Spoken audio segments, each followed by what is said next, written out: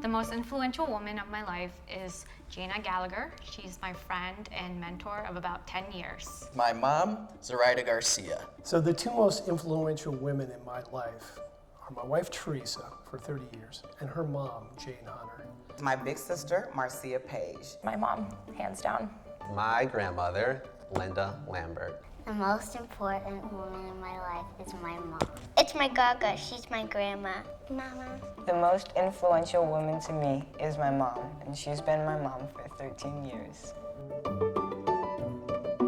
She has been there with me for so many hours, just volunteering her time, walking me through marriage and motherhood and different stages of life. My mom is the most self-sacrificial person I think I've ever met. This woman, hands down, is the most joyful person I have ever met in my life. She's nice. Whenever I'm sad, she helps me be happy. She's always been just a selfless person. I lost my sister in 2013 to cancer, but she always said she's not a survivor, she's a victor, because she always knew where her ending was, which was to be in heaven. It was so amazing to have someone to look up to when I was young, and she just had such a big presence. She taught me so much about love, about friendship. She was my family, she was my confidant, my BFF. We play Uno and Monopoly a lot with each other, and I can go on about all the times that we've played that and all the times that I've beaten her. If I like her and I would sit next to her when it's time for dinner time. She makes the best banana bread. She can really bring people up in a time of need, and I really like that about her. She didn't taught me anything. Your mom hasn't taught you anything? Nope. Mama taught me how to do it. I taught my brother something. My mom taught me how to do yoga, I think, in a long, long time ago.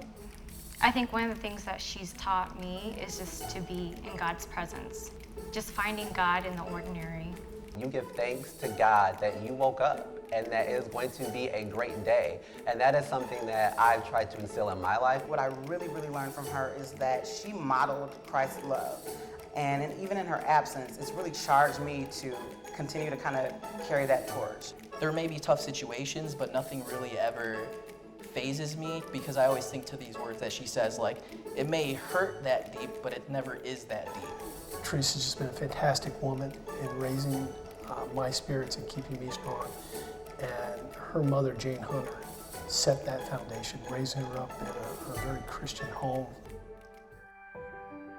Jana, I think you are an amazing woman of God, and you exemplify all things peace. I love you, and I love your surprises that you give to me. I would like to say thanks for coming to our house. I would not be the person that I am today without her and without her influence, and I think more than anyone in my life, she's shown me what it means to love and follow Christ. If I could say anything to her, I would just want my grandmother to know that you are an amazing woman that has loved unconditionally.